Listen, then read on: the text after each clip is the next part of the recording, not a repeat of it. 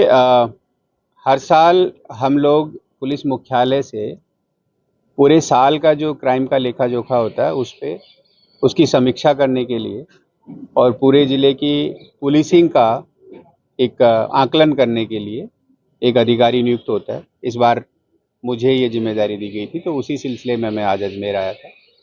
जैसा कि आप सब लोगों ने देखा, आज सुबह पहले पुलिस लाइन का इंस्पेक्शन हुआ, परेड वगैरह हुई, पुलिस लाइन के सारे जितनी हमारी व्यवस्थाएं हैं उनको हमने देखा।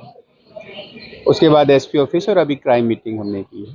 तो ओवरऑल मैं ये कहूँगा कि काम अच्छा है और हर अच्छे में भी और अच्छे की गुंजाइश हमेशा रहती है। तो जहाँ हमें छोटा मोटा लगा है कि यहाँ पे कुछ और इम्प्रूवमेंट की गुंजाइश है, हमने बैठ के चर्चा की है उस पर और प्लानिंग की है। आगे और अच्छे रिजल्ट्स आपको देखने को मिलेंगे उसमें।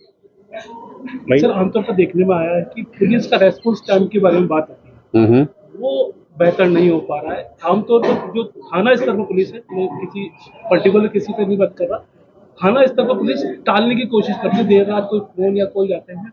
देखो, ये मैं कहूँगा एक जनरल स्टेटमेंट, इसको मैं कहूँगा ऐसा नहीं होना चाहिए और मेरी समझ में ऐसा अगर कहीं पे है तो उसको तत्काल ठीक करने के लिए मैं कहूँगा नहीं होना चाहिए।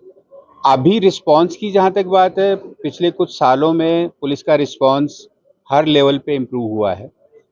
बहुत सारे संसाधन भी राज्य सरकार की तरफ से दिए गए हैं ताकि जल्दी से सीन ऑफ क्राइम पे पहुंचा जा सके, जल्दी से राहत दी जा सके। तो ये जो आपने बात बताई, इसके बारे में और चर्चा करेंगे। अगर ऐसी कोई है कहीं पे तो उसको ठीक करेंगे।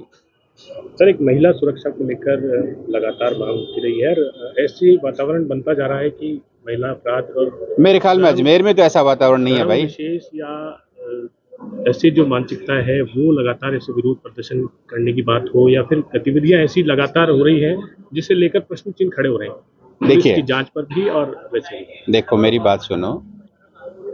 अगर हम हकीकत जानना चाहेंगे तो अपराध में कोई विशेष घटत या बढ़त आपको नजर उसमें नहीं आएगी, बल्कि अवेयरनेस होने से अपराधों पे अंकुश लगा है।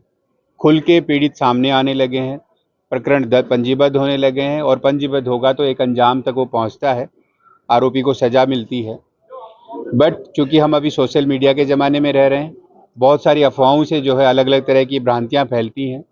तो ऐसा मैं आपके माध्यम से ये बताना चाहूँगा कि अजमेर ज़िले में जो मैंने अभी रिव्यू किया है, जितने आंकड़े उपलब्ध हैं, जितने हमारे पास डाटा हैं, उसके बेस पे मैं ये कह सकता हूँ कि इस तरह की कहीं पे भी कोई बात नहीं है कि साहब महिलाओं के लिए बाहर निकलना मुश्किल है या बहुत ज़्यादा स्थिति विकट हो गई है। हाँ, कुछ केसेज ऐसे हुए हैं जिनसे जनमानस बहुत उद्वेलित भी हुआ है, बट ये आप जब से मानव सभ्यता का विकास है तब से आप देख लीजिए ना, घटनाएं होंगी, कोई ना कोई एक एजेंसी होती है जो उनको पकड़ने का काम करती है, रोकने का काम करती है। वो निरंतर रूप से चलता रहता है, निर्बाध रूप से चलता रहता है, अभी भी चल रहा है।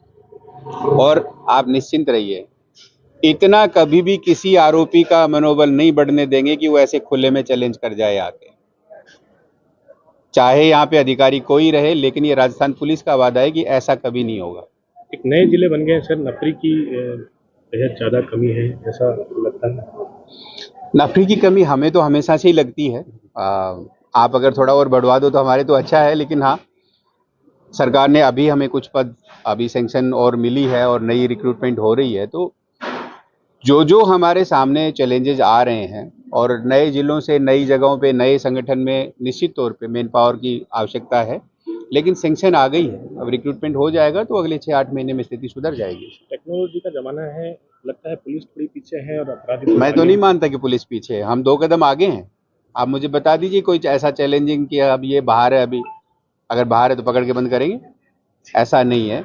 हाँ, हम लोग नियमों में और कानून में बंधे हुए हैं। तो गणपति मोबाइल एक्सेसरीज पॉइंट,